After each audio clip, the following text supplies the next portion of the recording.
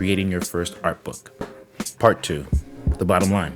When going into something like this, I think another important question to ask yourself is, why are you doing this, right? What's your goal? Is it about visibility? Is it about making money? Are you doing it just for fun?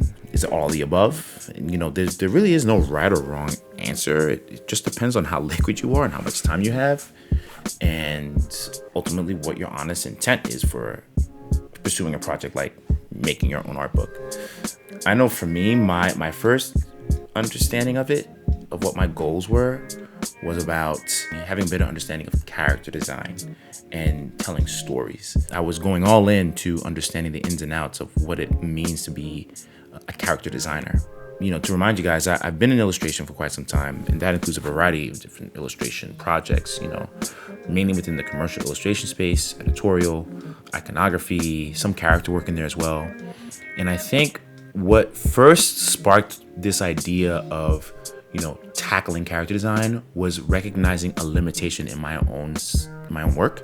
There was a clear skill gap when looking at the kind of things I was able to execute versus what in my mind's eye was the sort of standard of good sort of character illustration, right?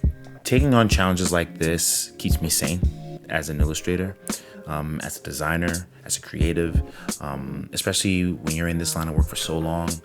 There's definitely, and it's unavoidable, there's just this monotony of doing the same thing day in, day out, especially when you're in the grind and it's super busy.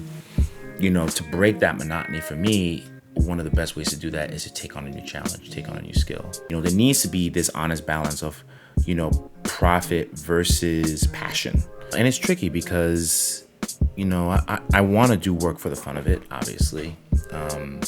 But at the end of the day, when it comes to the bottom line, I run a business, and I had to think of ways in which, in the long term, how I can start to market and start to capitalize on the process of making something like this.